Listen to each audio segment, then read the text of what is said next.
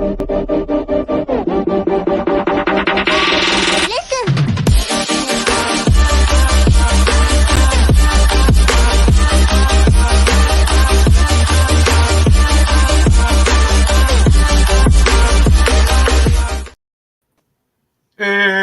we made it.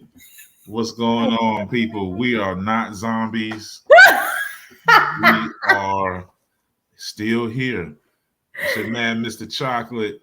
I'm in here, Tyrone, aka Mr. Chocolate.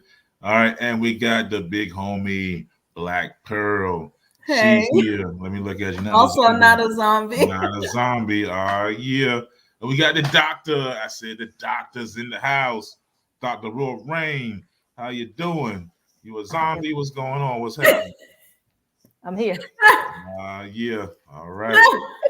All right. So, you know, the emergency alert went off. Yeah. What was like 2:30 all It across was the nation? 2:20 to be specific. 2:20, something like that. Yeah. And then everybody was saying, you know, how it was, boy, everybody with the 10 hats went crazy, didn't they? I had someone who told me to put my cell phone in the microwave. Cell phones in the microwave. Put your cell phones in the microwave. Unplug everything. No what? It's activating something in everybody. Absolutely. Hey. Absolutely. All gonna be in the sunken place. So I don't know. So far, I think I'm okay. I think I'm okay too. I just, you know, how I'm not saying things can't happen, but I'm just like, why warn us? They'll just do it anyway. You know what I mean? So right. Yeah, they're just gonna do it to you. They're gonna do it to you. They're gonna do it. They're gonna find a way. They're gonna make it a requirement to do something. You know. I mean, I love a good conspiracy theory though. You know, I hear them all the time. A lot lately. Yeah, there's a lot of them going on. You know, I know. I really, you know, some people were annoyed by this, but I kind of enjoyed when they were going through the all the COVID stuff. Like what?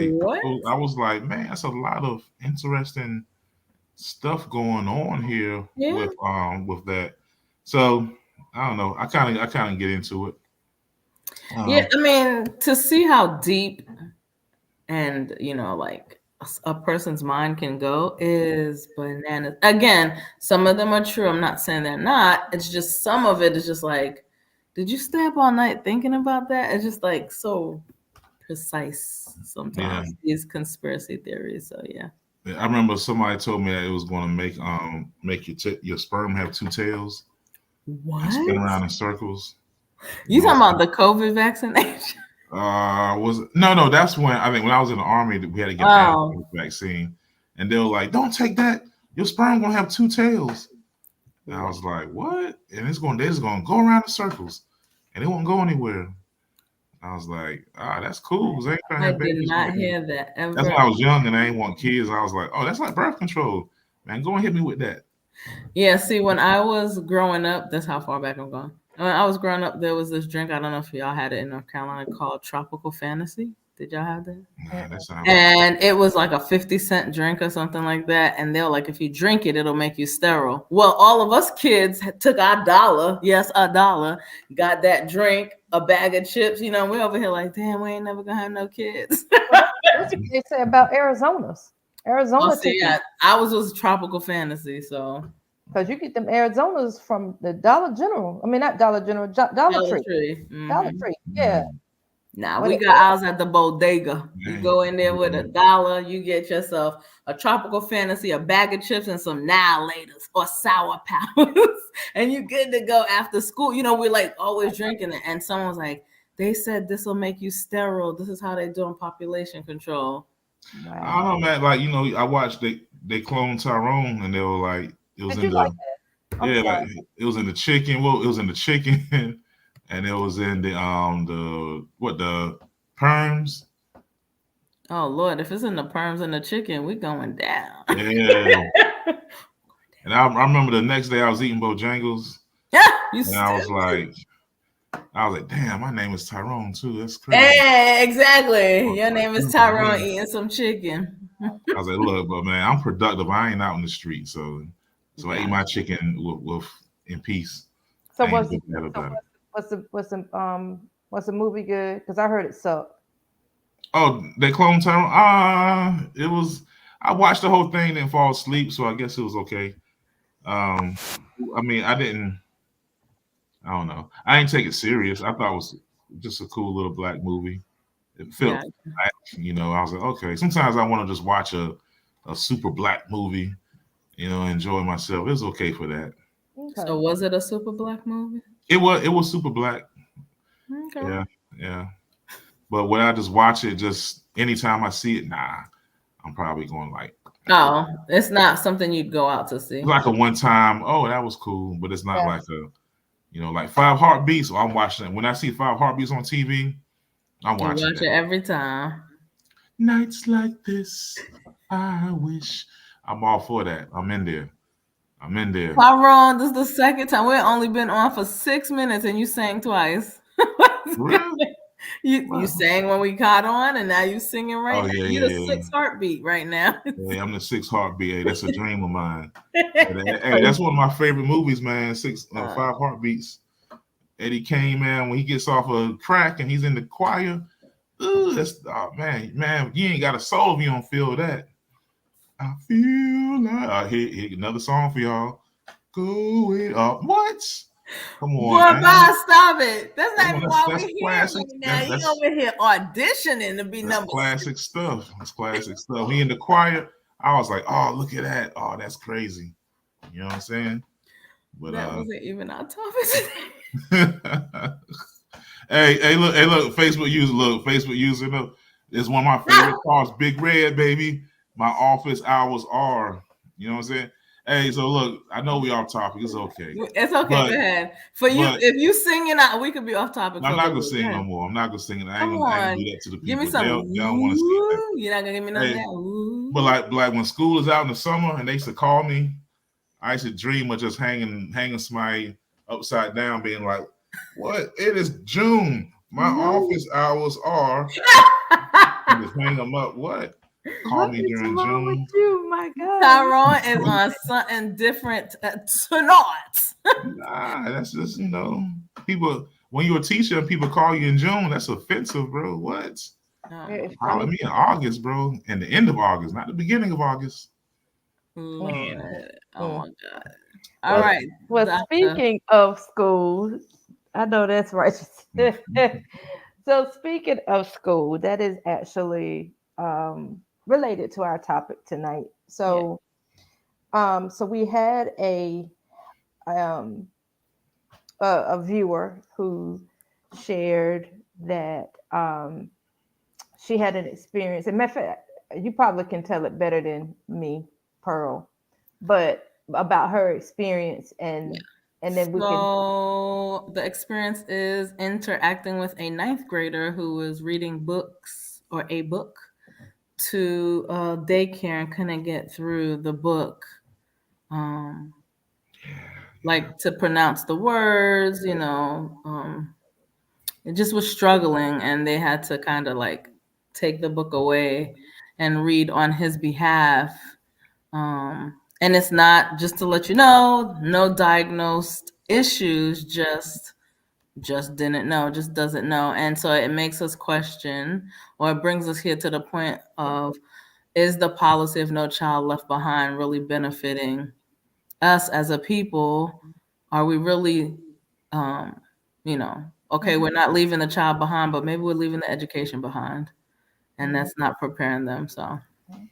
And just for clarification, viewers, when the topic of No Child Left, the topic of No Child Left Behind, we're not specifically talking about this topic from the standpoint of exceptional children's services. Mm-hmm. We're not talking about that type of scenario. We're speaking from the standpoint, and it's honestly an oxymoron, because when we say no child left behind, we are truly leaving a lot of children who later become young adults behind, and they're not able to perform at grade level, be able to, as the example that you just gave, not able to read even a children's book. So because of the inability to read and or do math or write, for that matter, all of the above, because all of it is connected. Reading and writing go hand in hand. So so what happens is, where does that leave our youth when it comes time for them to become adults? And so to kind of bring this thing in, because I got a lot of thoughts on this. I could tell. So for the viewers out there, I am an educator. Don't worry about where I work at. Mind your business. Yeah. She says, stay in your lane. But just know, in all seriousness, just know I have been in education for 18, actually going on 19 years. And the example that you gave, I have truly seen it. And it is heartbreaking. So with that being said, to kind of give you guys some context. So what is happening in our schools is children are essentially being promoted, even though they have not met the competency standards for the curriculum. And this can go all the way back to elementary school. But what happens is, when they get in high school, is when it really, as folks say, the rubber hits the road. That is truly where the rubber hits the road. So thank you, Pearl, for sharing that story about this 9th grader, because that is where you really see it. Because what happens is, 1st grade, 2nd grade, they weren't able to read. They weren't able to complete math or write. Okay. And teacher and the school as a whole said, it's okay. We're going to pass you on. You'll get it next year. Don't worry about it. And this is what they tell parents. Don't worry about it, Pearl. Your baby's going to be okay. Next year is going to be a better year. He or she's going to pick it up. And then the next year comes and we get the same outcome. Oh, don't you worry about it, Pearl, because your son or your daughter's going to be okay. And it just continues. The cycle continues. And so what happens is, coming on in, because it's another leg over here, but I'm gonna wait for that leg. So what happens is, by the time they get to high school and they've never been retained, for the sake of conversation, in 9th grade, guess what happens, people? Retention. Absolutely. Because in high school, at least in the state of North Carolina, there are courses that are mandatory that have to be passed in order for you to go to the next grade. Case in point, English 1, ladies and gentlemen. No, seriously, because I don't know what people know. So if you guys have not had any high school kids, or you got middle school children now, or even elementary age, please pay attention. When they get to high school in the state of North Carolina, they have to pass Math 1 and English 1. Okay. Math 1, we can kind of hold on. But English 1 is mandatory. If they don't pass English 1, but they pass everything else, they'll move on to the 10th grade. But they'll still be in a 9th grade homeroom. They're called what I call a freshmore. A sophomore. That's what I call them. They're freshmores, because they're in this funky weird. Exactly, they're in this funky weird space. All right, they're in 10th grade. Okay, this year they still have to pass English 1, but they also have to pass Math 1 if they didn't pass it. Which in my scenario, so they move on to being a sophomore, but they still have to try to meet the requirements they didn't meet as a freshman. So their workload is double. Is that what it is? No. So it's kind of like they're still held back. But they're giving them the title that they've moved forward. Semi, because they're in a freshman homeroom, but they have enough credits to be a sophomore. You see why I say freshman? Okay. That's why I call them a freshman, because you're in this purgatory. Okay, go ahead. No pun intended. But okay, yeah. I'll say my question. Sorry, go ahead. Mm-hmm. So here we are, 10th grade. We're working on English 1. We're working on Math 1. Hot dang a bear, you don't pass neither one. But dag nabbit, guess what? Yeah. You are still stuck as a freaking freshman at this point. But do you keep going up? Like, do you go? No, okay. you turn 16 and drop out, probably. No. And that's what I was gonna say. So if you don't pass this stuff and meet these mandatory requirements, you get stuck. And before you know it, some students are 16, like Tyrone just said, as a freshman, and they're like, oh, heck no, screw this. And they deuce out. Mm-hmm. And that's what happens. Now, when we look at the statistics, no, I ain't even gonna tell y'all statistics. Hold on. So with this whole conversation, people are saying, well, we should not hold children back, because if we hold them back, what happens is their self-esteem is depleted and defeated. And yes, if we hold them back, their self-esteem will be low and decreased, and they just feel defeated and they won't want to keep going. And again, the whole concept of don't worry about it, Pearl, your child will get it next year is given. Mm-hmm. So that's the argument for keeping the train rolling. So we want to present our children with a temporary esteem and let it just fall on them like a brick wall, a bag of bricks. Absolutely. When they realize that they don't know how to do the basics for survival in life. Absolutely, that's what happens. So is this similar to participation awards? Is that what we're doing? Hold on, wait a minute. What you say, Tyrone? Nah, it's just a society thing, man. You don't want to make people feel bad. There should be no shame. You know, but we feel bad when we get older, because when you start adulting, nobody gives a shit. Yeah, I know, but that's the thing now. But even now with adults now, like there's nobody wants to feel bad or feel shame for failing and not achieving things. You gotta make people feel good. You can't. Yeah, but so it trickles down to school. Just like oh, you can't give them a 0, you gotta give them a 50. So we're instilling that we should lie to our children. Yeah, create a false reality for them. Yeah, because we lie to each other all over the place now. Y'all can go ahead and throw a brick at me. I don't believe in participation awards.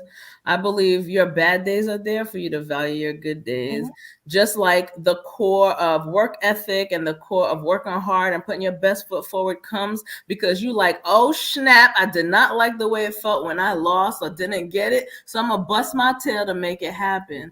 The participation award make you think you're entitled to something, and ain't nothing. You ain't entitled to nothing. You don't work for. Entitled is something we see all the time. Yeah, hey, I deserve to have it just because I came to school. I deserve to have it just for showing up. But in this particular case, we're not even talking about entitlement. Like, we are truly damaging, in my opinion, we are truly damaging a whole generation of children by exercising this particular practice. Now check this one out. I'm checking. Go ahead. In middle school, and Tyrone may be familiar with this because you're middle school, right? That's where I be at. That's where he be. So say in elementary school, the child was retained a couple of times, right? In order to gain what they didn't have, right? Mm-hmm. All right, so they get to middle school. They're 13 in the 6th grade. Okay, ideally speaking, you should be like 10 or 11. You sound. Did you see me over here going? You know, most of the sixth graders are like 11. Like 11. Yeah. I was having a moment. I'm sorry. I got you. I saw you doing the math. Yeah. So in the sixth grade, this child has been retained a couple of times. So they come into sixth grade being like 13. At that point, again, this is me speaking, nobody else opinion. In middle school, if you come in at 13, we can't retain you, because what will happen is, if we do retain you, then you will be about to be 16 or already 16 in the 8th grade. You cannot be with these little children at 16, because now we're borderlining in a situation, and I'm going to use Mr. Chocolate. I'm going to call you Mr. Chocolate for a second. That's okay. Go ahead and call me Mr. It's okay. So I'm going to use Mr. Chocolate as an example. If I'm 13, because that's my age in the 8th grade. But Mr. Chocolate here is 16 in the 8th grade. And if he's digging me and we get down with the get down, guess what? No. Yeah, now that happened not to me specifically, but we had someone who's much older than us, ironically, when we were in the 7th and 8th grade. Boy, when I tell you she opened up doors for people, like your eyes was like, blink, blink, like things were happening that we weren't familiar with. Yes, because she started sharing her experiences of what she was doing. Yeah. You know what I mean? So stuff started happening behind the stairwell that we weren't even thinking about before she started telling us. But you see where you see. Oh no, I know. Where the liability, not personally, but I know. So now we got a liability going on, and so this is where what we call social promotion happens. Because if we know that you're about to turn 16, especially during that academic year, what we'll do is we'll have Pearl. I'll use you because I didn't use Mr. Chocolate. So Pearl, because you're that girl, right? That's 16, right? All right. So check it. What we're gonna do is, baby girl, listen. We know that you're gonna be turning 16 very soon.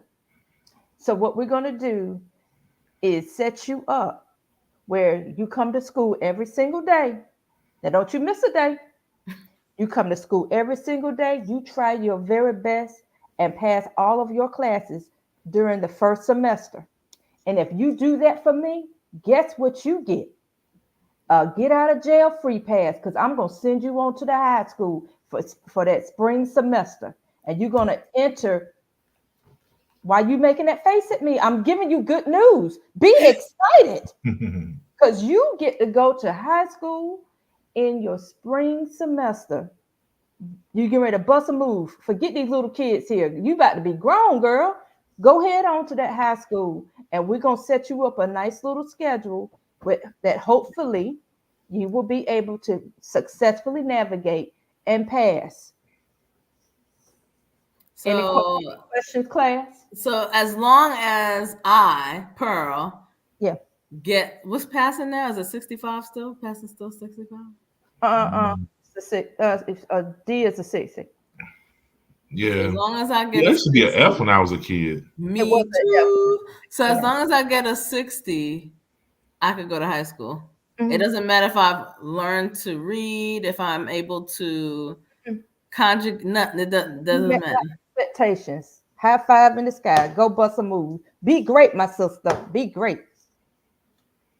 So what's the conversation with the parent like? Are we telling parents that this is what's happening to their children? Yes. Oh yeah, we got to.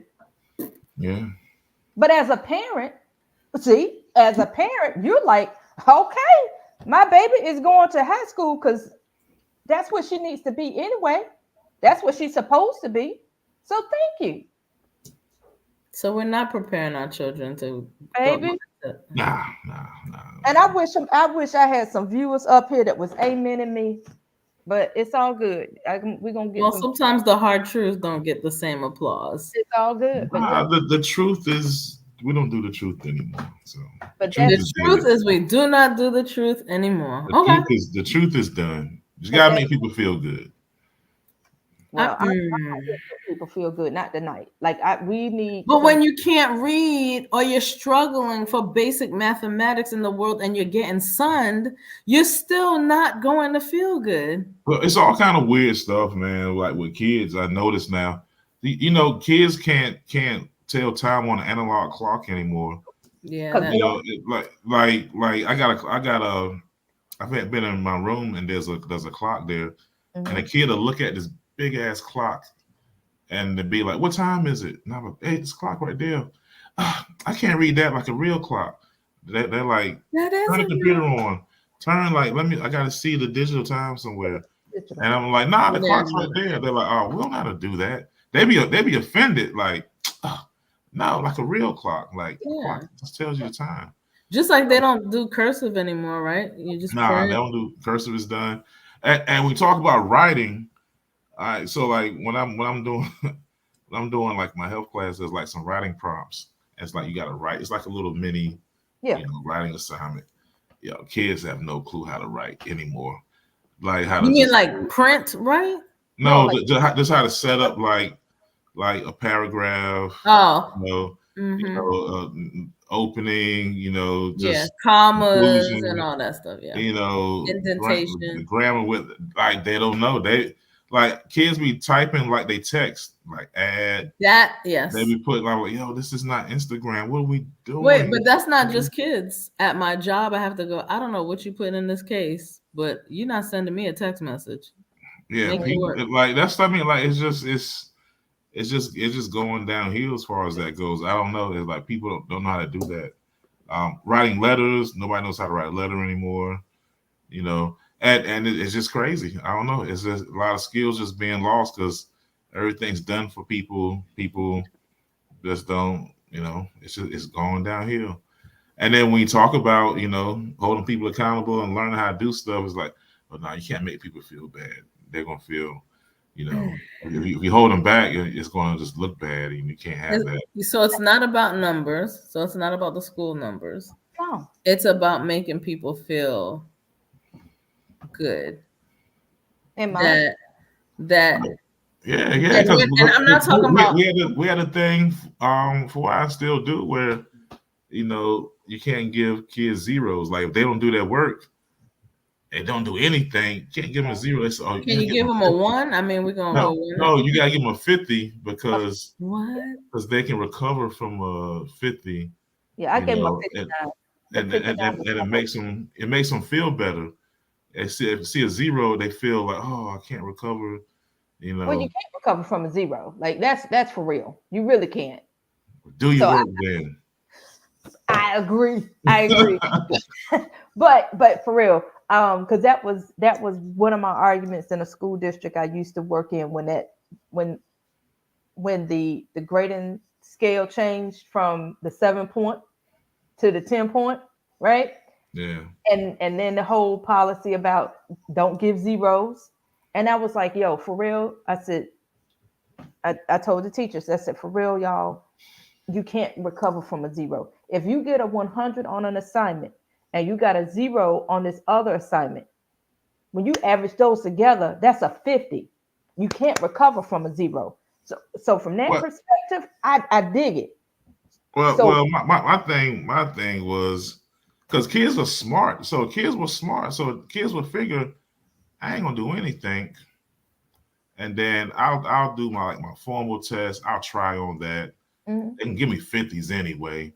All right, so then I'll do maybe 2 or 3 assignments in that quarter, and I'm gonna get I'll get a passing grade. I'll be fine, and just don't do anything the whole time. Sleep, just chill out, raise hell in my class, because they know that they're propped up, and so and they just do a couple assignments and they're gonna pass, and so it's kind of setting, like I feel like it's kind of setting some of the teachers up for like to have like worst things happen in class. Because kids now, they're smart. Kids are lazy smart. They're like, oh, hold on, they can give me a 50.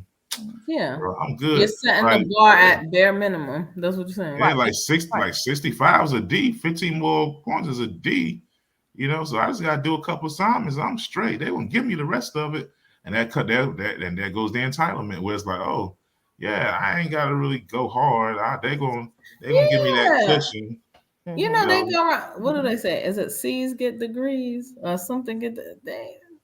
As long as they pass, they don't care. As long as they pass, right? And so now they know. So 80% of the time in class, I can go raise hell. I can raise hell, be a fool, not do my work, ain't gotta do. And then I'll try this little area here, and then I'll come out okay.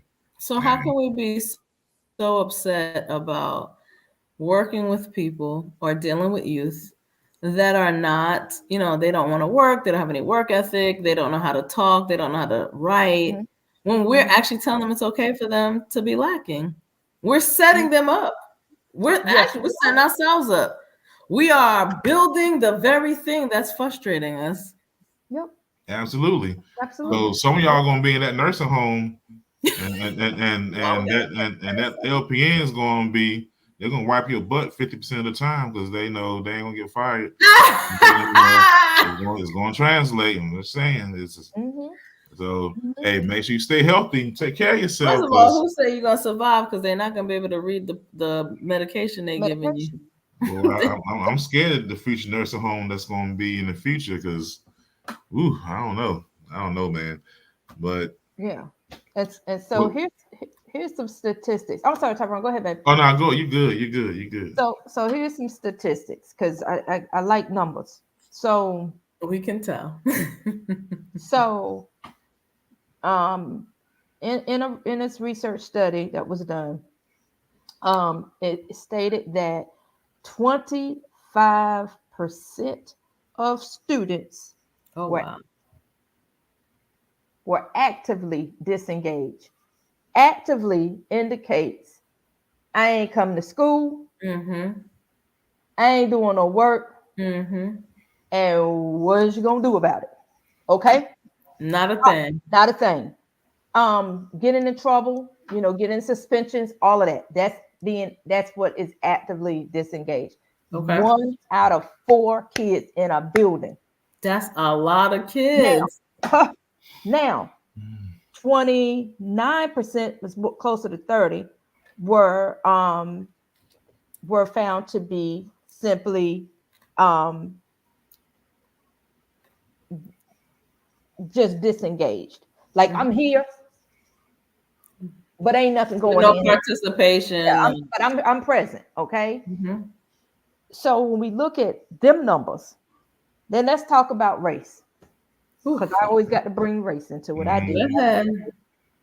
So when we start looking at the racial makeup of students, Black and American Indians, not Hispanic.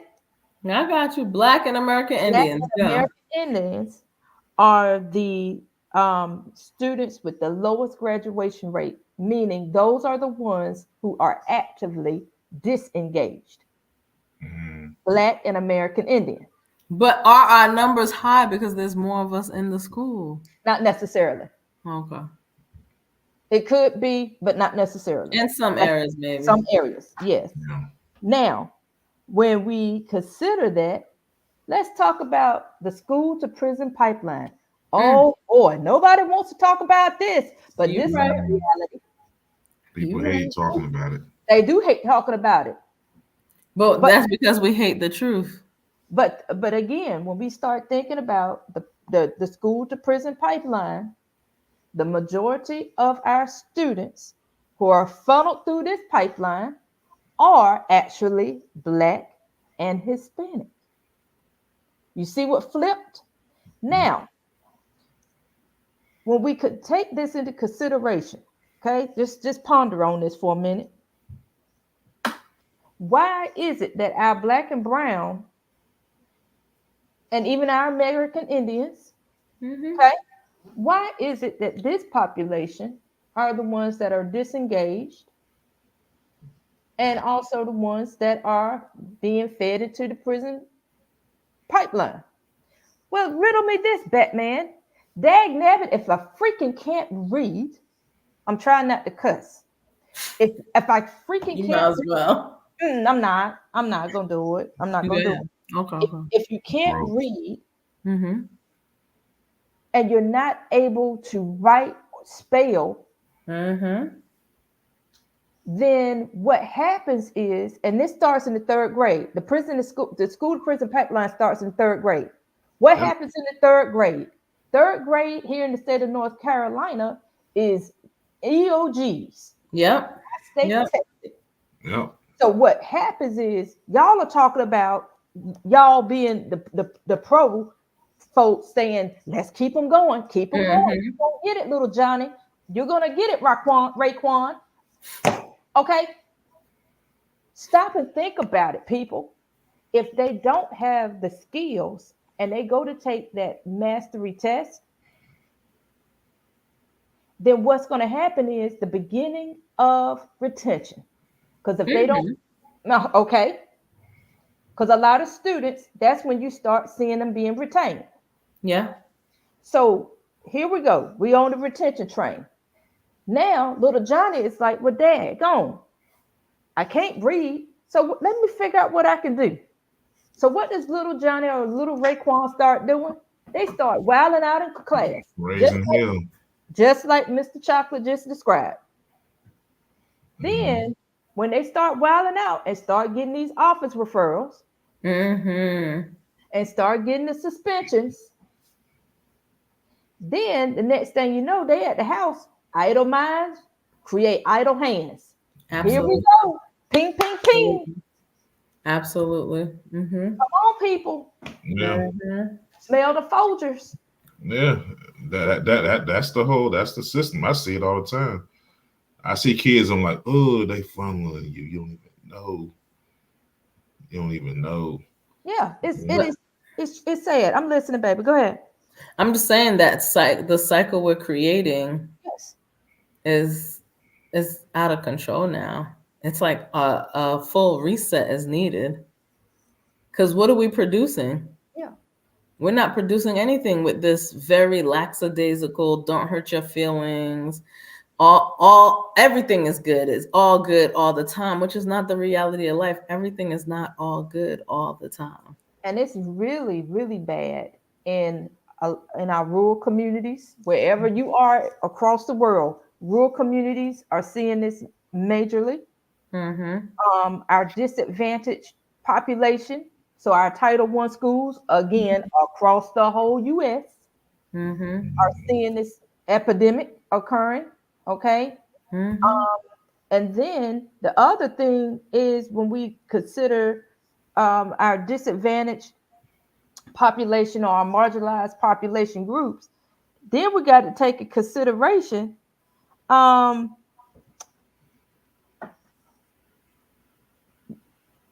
what are we going to do about it? Yes. We know the problem. What's the solution? Right? But I think that starts off with being accountable that these kids are not doing this to themselves. Right? Because let's be real, because we've done it here too. Like, oh, these kids, what do these kids do? Well, who are raising these kids, or who is allowing the kids to have a lack of? That's not, they're not doing that to themselves. Like this is gonna be crazy, but I remember, when I was younger, my cousin said something that makes so much sense now. I was a part of your plan, talking to her mother. I was a part of your plan. You weren't a part of mine. So the thing is, why did we abandon the plan? What happened? The plan is I'm gonna do this, I'm gonna have these kids and da da da da. I mean, did the plan stop at just pushing them out? So I think we need to realize where we, the older people, whatever older is, are the ones that's contributing to these kids that think that it's okay and participation awards are okay. Like, we need to be conscious of how we're contributing to this. We need to be aware of how we're contributing to this and not keep pointing fingers, because the finger is not going to resolve a daggone thing.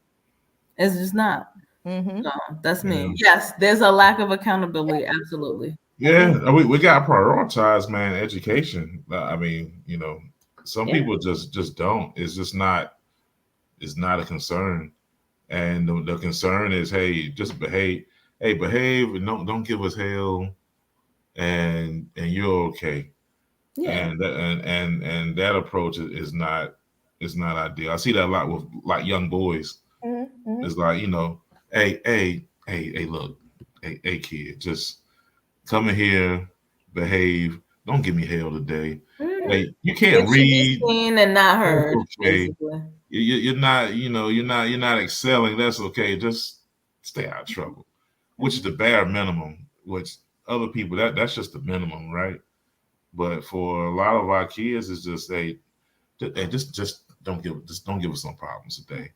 You're a good kid. I remember a teacher years ago was telling my we had a conference. She kept saying, my daughter, she was like, oh, she's so well behaved, and I'm thinking like, yo, shut the hell up. I know that.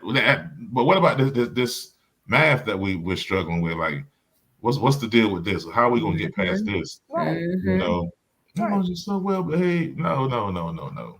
Yeah, that's the bare minimum. Yeah, I know that. Well, let's get past the issue here, And it's our males that are the primary targets as well. I agree. I failed to mention that earlier, but yeah. Thank you, Mr. Yeah, our males are the ones that's completely losing out. And Pearl, to something you said, I agree when it comes to accountability. Parents need to be also equally accountable, right? Mm-hmm. But here's the caveat to that, boo. I can't help you, Pearl, if I don't know what the hell you doing. That's true. Right. Okay. So let's be clear. Again, my elementary, my middle school, and my high school parents. If y'all ain't checked this, the way they do math and the way they be teaching now, I can't do it. I can't mess with it either. Well, everyone didn't even go through the training to be a teacher. How about that? Listen, it ain't even this some hodge buckery. Okay. I told you I'm gonna try not to cuss tonight. All right. It is freaking crazy. And I will say, as a parent, and I'm an educator, I told, and my husband co-signed, with our son, you gonna do math the old school way. Facts. Period. Let me clap on that one. Tables the old school way. 1 + 1. I mean, 1 × 1 is 1. 1 × 2 is 2. Baby, you know them. Remember that little 1 + 1. Right? Yes, ma'am. Yes, sir. Yeah. Yes. Also, when it come down to the adding and subtracting, they got all these 10 blocks and squares and all. I don't even know what's going on. No, ma'am. No, sir. Just like I used to tell the kids, turn that M&F and TV off and grab a book. Period.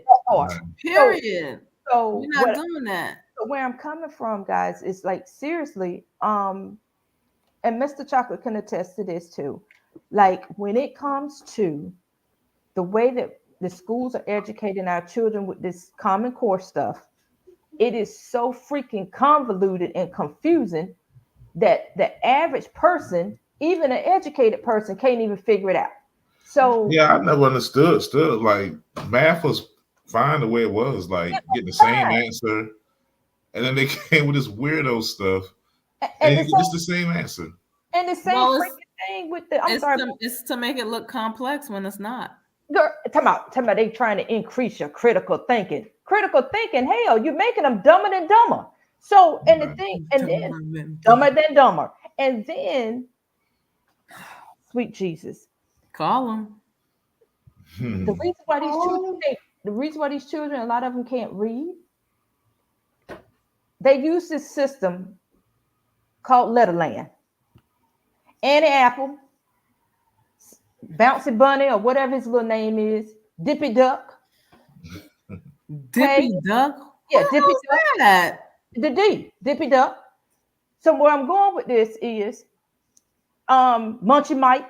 Okay, where I'm going with this is they're trying to create these mnemonics to help the students remember how to enunciate the phonetic sounds. But what happens is for some students, and I use my son, he looking right at me. Well, I'm gonna use you. He looking at me like, why you using me? Because what happened is what happened is he got stuck. He said, I heard him. He got stuck on the phonetic sounds and these character names that he couldn't get beyond duh. Yep. To start blending the ab. Yeah. Like we couldn't get, and it was like, oh my freaking God. I don't know about y'all, but I know when I was in school, we weren't talking about no damn dippy duck and damn munching. Well, that's because these other people. That's because when we're in school, we interacted with educators, and now people are dealing with teachers. Teachers just take whatever they're doing and teach you. That's an educator pours in education, it gives you the desire to educate yourself and learn more. We are literally teaching ignorance. Well, the thing is, it's trickling down. So to educators' defense, I ain't gonna let you beat up on them. Wait, I'm not an educator, so you know. I ain't gonna let you beat up on them. But the thing is, it's being funneled down. Absolutely. Like the whole Common Core, like all this stuff is coming and being funneled down. And so to your point, because I don't know who these people are up in here, but I need y'all to consider. Well, the thing is, I also feel like the investment, people don't feel it's worth the investment. Like, we're sticking money into other places that are not benefiting us, which are actually helping us to remain ignorant, remain entertained by things that are not educating us. But we're not investing in the education. We are losing out on future teachers. We're losing out on future doctors, nurses, all this other stuff. Y'all gonna start picking up people who just need a job to be a nurse, and that's gonna be the person giving you your shots or whatever you need. If we are not providing education to the people who are the future, what happens in the future?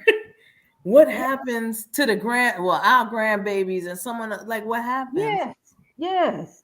Idiocracy. And then I also think that back to the comment about the lack of accountability, I feel like some parents, not all, some parents are like, that's the teacher's job. That's what the teacher get paid for. Right.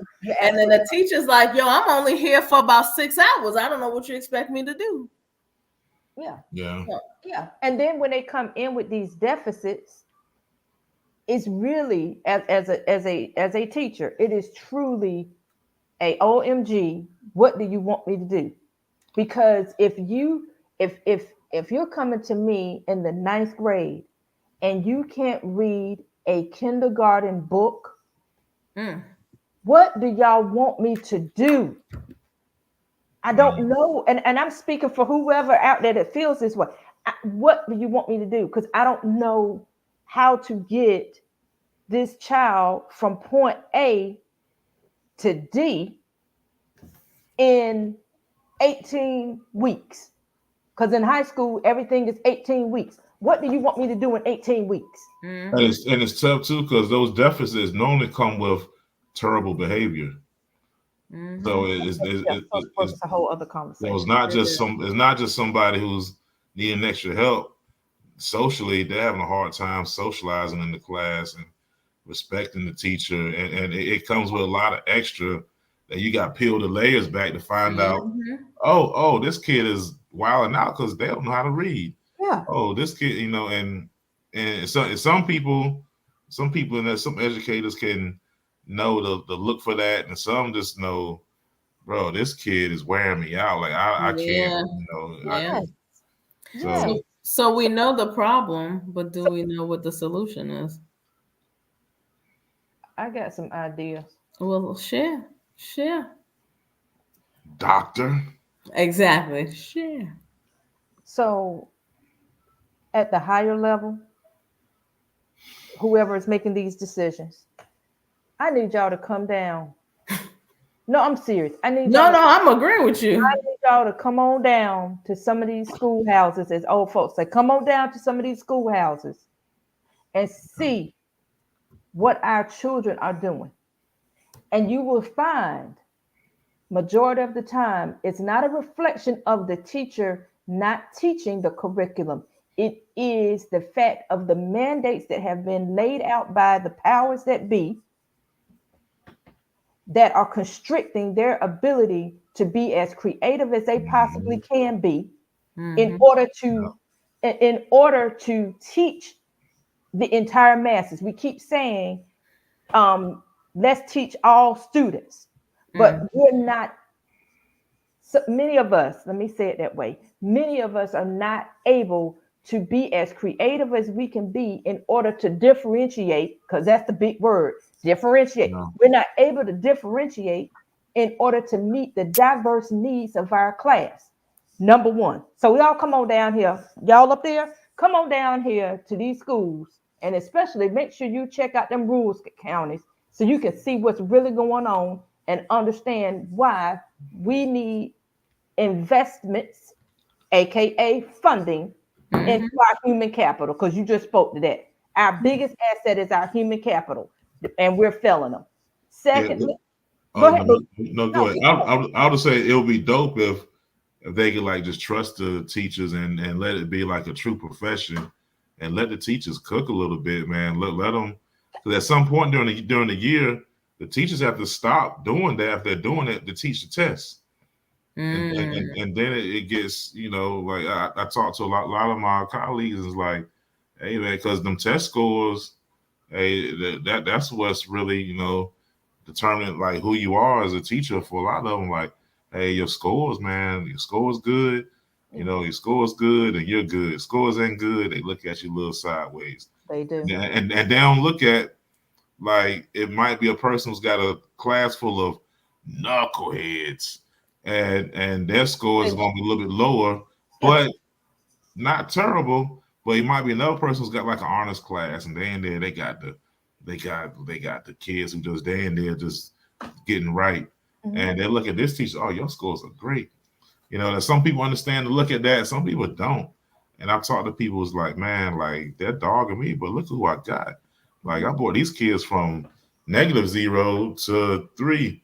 These other kids started at 3 and went to 10, so it's one of the struggles that's out there in the profession. But I really wish that it would be more of a respect for the profession and let the teachers, do their thing, but I'm not a big fan of these tests myself. Could it be that education has become just another business proposition? Listen, I have said that. I say that to you because I've said this on the show before. So my elementary education was in a private school, Catholic school, however you want to label it. And when I got to high school, so that was like, kindergarten to 8th grade, no pause. That's right. When I got to high school, I was like, I'm tired of this uniform. I want to go to public school. My mom going back and forth with me, trying to get me to go to private school. I'm strong-willed, so I ended up going to public school, and it was devastating to me. But I also, came from a household that was like, you make a decision, you have to stick to it. And it was so different. It was just like, you show up, you show up. You don't show up, you don't show up. Whatever. People talk to you however you want it. I say that to say is when my mom was paying for my education, I lived the education of you get what you pay for, right? Yeah, but that ain't true now. But go ahead with your story. Well, I'm just saying for me. So it's a little different. But now I notice there's more invested in schools, but not the education part.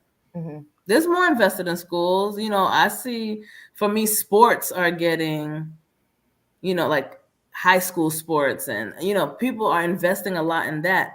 But are we taking that same energy, that same time, the same finances, and putting it into those actual kids being educated? I don't see that. And you know what? You know what, Pearl? I'm going to take back what I just said to you. I'm sorry, sweetie. You know what? Because I'm thinking about, even here locally, 2 schools come into mind that are tuition-based, and they are freaking phenomenal. I'm not going to call them out because I'm not going to do that. But there are 2 in this area that we live in. One is a little bit more prominent, you know what I'm saying? Wherein the other isn't. But at the end of the day, the outcome is freaking phenomenal. And to me, and I'm gonna go into an idea and concept that you just brought up, which was gonna be my second point of how to resolve this. When teachers and parents have a voice, meaning y'all, I encourage you. I ain't gonna tell you what you better do because y'all better. Y'all, I would encourage you all, get involved in your PTA, get involved at the district level by going to your board meetings and speak your truth. And whatever allotment of time that they give you, which is like, I think it's 3 minutes, make sure your name is on that roll before the meeting start. They got a little notepad. Go put your name up there and speak your truth, because your voice. We say, Mr. Chocolate, you got, that's what you were saying too. He's agreeing. I always say, man, get involved in your local politics, man. Baby, that's where it's at. You want your voice heard? Let your voice be heard. Because when people start moving and speaking out, and it's more than one person, if you got a whole coalition, for lack of another way of wording it, you gonna see some stuff start shaking, baby. Yes. And I tell people we're stronger together than we'll ever be divided. Yes, ma'am. Yes, ma'am. So, and that's teachers and parents. Y'all speak up. Yeah, people keep getting hung up on these old ass people running for president, but man, there's sometimes these school boards, man. Sometimes y'all got some lunatics in there. Y'all gotta get them out of there. Well, they've been sitting there for 20 damn years. Like, some of these people been sitting even in the classroom. They have been there for 30 freaking years or whatever the case. Listen, be nice. Okay, I'm gonna be nice. Get a whole life. I like people, like I appreciate your passion. I do. I respect your passion. I respect your position. But sometimes you can't get something new out of something that's old. Come on now. And that's not focusing in on ageism. So don't come at me talking about, well, Roy, you being discriminatory. No, baby, I'm not. I'm about to be 50 years old. But I tell you what, this one right here, her plan is 25 at 55. I'm getting ready to roll out because I got a whole life beyond education. I promise you. And so where I'm going with this is allow some new blood. Yes. Organizations. Allow some new ideas to be able to be seeded into these institutions so that something new can be birthed. Like it's time for a new birth. Yeah. Because right now we reaping the same harvest. And this crop that we keep harvesting up is some dry old oats, and it ain't doing nothing. This is not the season of manna, okay? Or manna, however you want to pronounce it. This ain't the season. Can we please get some new harvest? That's all I'm asking. I'm gonna shut up, baby. I've been preaching. I'm sorry. You good. It's good. You saying some good stuff. Let her cook. She down there. Look, we just was like, so yeah. Nah, but I agree, man. Gotta get new ideas. It's not ageism. It's results, man. If results aren't good, then let's go to the next man up. Let's see, or woman up. Yeah. Let's see who's got better ideas. All right. Yeah. Look, y'all talked almost to the whole hour. I'm sorry. I'm gonna be no. quiet. Wait a minute. That's good. It was good. Yeah. It was good. Somebody said the youngins don't want to do it. But you know why? Because some old ones be trying to shut it down. I can attest to that. I'm telling you, y'all, sometimes I have so much in my head, and my cast members up here know it. Like sometimes, and especially Pearl, like my brain be all over the place. I be saying some wild stuff, but it makes sense. It does make sense. You talk and think about it, you be like, oh snap, that make a whole lot of freaking sense. Yeah. But the issue is in having brain children. That's what I call my ideas. And having these brain children, like I can see a whole picture, but then when I'm trying to do certain things, sometimes I've had a situation or been in situations where I've gotten kickback. and not just kickback. Sometimes you got to be careful with that, especially in education, because you can actually become blackballed. And so for educators out here who should make the conscious choice not to speak out about certain things, that there's a logical reason, and it's because nobody wants to be in a position where you done ran your mouth so much like this one. I'm being serious. Where you run your mouth so much, even though you're making sense, but you're making too much sense. So well, you're not running your mouth, but it's like almost like now you're a target because you spoke up on something. Yeah, correct. Because you speak up about an injustice, because that's what we're doing. We're disservicing our kids, and therefore we're doing an injustice to our. I mean, we're disservicing ourselves. Who you think's gonna take care of us when we get older? Right, that's what I was talking about. Yeah. So yeah, we're supposed to be investing. That's what we do. You know, we get out. That's what the cycle is, right? You get whatever you need, your tool, your resources, and then you invest into the next, right? You sow your seed into good ground. Good ground is supposed to be the next generation. But we're not sowing the seeds, and we definitely don't have good ground. You know what I mean? So, you know, just rock and sand. Rocks and sand. We are building sand castles in the sky for our future. And it's not going to get us too far. And pointing fingers ain't going to get us nowhere at all either. So, yeah. Anyway. Well, we're not going to fix it in an hour. Yeah. Man, we've just hit an hour. But, hey, the conversation gets started, man. So we can start. Hey, it's got to start somewhere. Absolutely. Got to start somewhere. And love all the comments. Yeah, thank you all for the comments. We so appreciate it, because I know it's that it feel so much like the panel here. Because I always appreciate the support and the love. You know what I'm saying? So, do you guys have any final thoughts for the night? I done spoke my truth. I'm gonna let y'all. I threw all of that out. Like, wow. Hey, look. Go ahead, do your spiel, Mr. Chocolate. Let's do it. All right. Listen, man. Look, we appreciate the love and support always. Okay.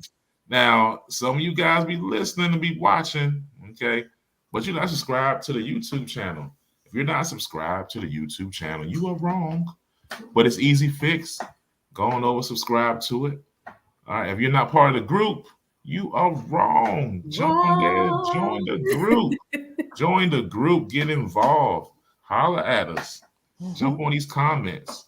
And if you want to, we'll even let you come on the live and chat it up with us. It's all good. It's all love. Just make sure you don't have no Obama phone that's crackling and making noise. And we leave Obama phones alone. Obama phones be terrible, boy. They be hopping on. What's up, y'all? But they grab your attention, though, right? They be frozen. We ain't got time for that. Anyway, go ahead. But anyway, all right. So we appreciate the love. Okay. Always welcome to come on in on the group and share your thoughts. Sometimes it's silly, sometimes it's serious. Yeah. That's how experience goes, man. Oh, wait. Someone asked a question. Go ahead. What's the YouTube? Oh my goodness, we gotta put that up there. I think we got it over here. Hold up. Let me see. Wait a minute now. Hold on. All right, so the YouTube is The Experience with an X. Mm-hmm. All right. Boom. Here you go. Wait a minute. Boom. Very simple. The Experience. All right. So jump on, subscribe, show us some love. And you can go back and watch some of our old episodes. There's some really good episodes. So yeah. Yeah, oldies and goodies. All right. And if all right, guys. Hold on, Tyrone. I'm sorry. Hold on, so I can show them the icon, because I don't want y'all to get confused. Confuzzled.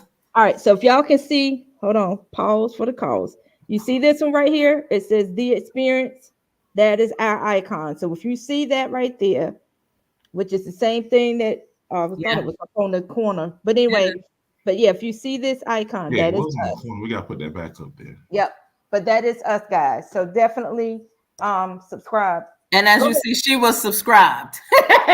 You log on to the Experience channel. You don't see us, man. Go and log out of that thing. Log out. All right, guys. You've been a part of the experience again. With experience is always good. We'll see you guys next week. Peace.